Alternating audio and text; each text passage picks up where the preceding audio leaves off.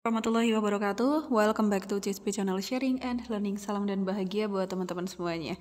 Oke, sudah daftar belum nih teman-teman? Nah, bagi yang P2 dan juga P3 ya, P1 juga ya, kayaknya tetap ini registrasi juga ya. Sudah mulai nih untuk pendaftaran seleksi ASN P3K Guru tahun 2023. Cepat-cepat aja ya, jangan nunggu sampai detik-detik akhir gitu. Nah, kali ini kita akan bahas tentang mekanisme dari ASN P3K Guru 2023 ini seperti apa. Sebelum lanjut, jangan lupa teman-teman like dulu video ini, subscribe, dan juga nyalakan lonceng notifikasi supaya tidak ketinggalan update video selanjutnya. Follow juga ya IG aku di @cispi_47. Oke, ini di sini disampaikan tentang guru-guru yang udah lulus jadi ASN P3K itu berapa aja begitu ya, terus kebutuhan guru juga masih berapa yang kurang, maka memang masih banyak sekali kesempatan bagi teman-teman semuanya untuk jadi ASN P3K. Dan ini adalah guru-guru yang sudah dapat penempatan gitu untuk PG 2021. Nah, di tahun 2023 ini mekanismenya adalah nanti ada 4 kategori. Ada kategori 1, 2, 3, dan juga 4. Kategori 1 ini siapa? Kategori 1 ini adalah P1, yaitu guru-guru yang udah lulus passing grade di tahun 2023. 2023 lagi 2021 ya. Kemudian kategori 2 adalah guru K2, THK 2. Yang kategori 3 adalah honorer negeri yang lebih dari 3 tahun. Kategori 4 itu lulusan PPG, kemudian honorer negeri kurang dari 3 tahun, dan juga honorer swasta. Tentunya sudah tercover di Dapodik gitu ya. Nanti mekanismenya adalah itu semacam prioritas. Jadi kalau untuk P1 itu ya otomatis nanti penempatan gitu teman-teman. Jadi misalkan nih sebuah daerah membuka sekian kuota. Kemudian nanti kuota tersebut diisi oleh P1. Nah, kalau misalkan diisi P1 itu udah cukup, maka berarti tidak ada untuk yang P2, P3 dan selanjutnya. Tetapi setelah P1 itu ternyata di Kabupaten A itu masih ada nih kuotanya, maka bisa diisi oleh P2. Kemudian masih ada lagi nih, bisa diisi oleh P3 dan seterusnya begitu. Jadi ada kayak prioritas-prioritas gitu ya teman-teman ya. Selanjutnya, ini ya untuk alur pendaftaran, timeline segala macam. Nanti jadi P2, P3 itu atau prioritas ada P1 juga, dia duluan ya, sekarang udah mulai buka sampai dengan tanggal 4 Oktober, itu ada 15 hari. Kemudian nanti teman-teman yang di P4 bisa mendaftar mulai dari tanggal 5 sampai dengan 9, cuma ada 5 hari ya waktunya.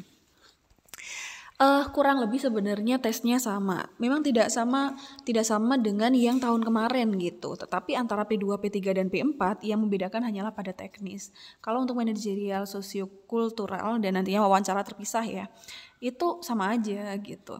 Nanti di teknis ada perbedaan pada kalau untuk P4 dia lebih ke sama kayak yang sebelum-sebelumnya.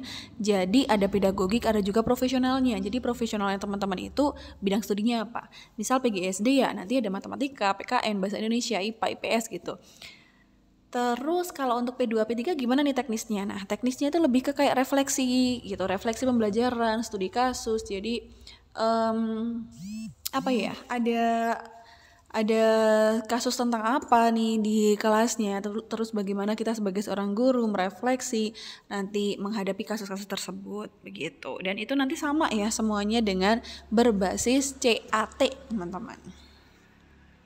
Ini untuk timelinenya nanti teman-teman bisa baca sendiri.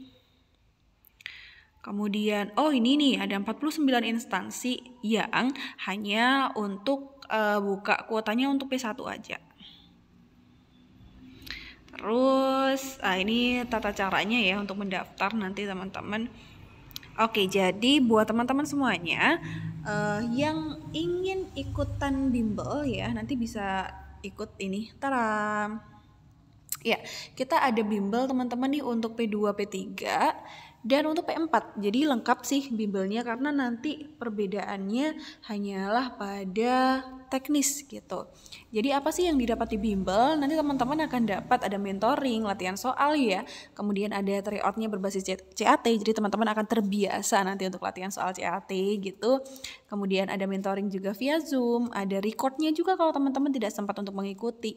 Ada tips trik lolos, ada file soal materi dan juga pembahasan. Oke, kemudian ini udah bisa mulai pendaftaran ya teman-teman, nantinya ada kelas untuk P2 dan P3 dan ada kelas untuk P4.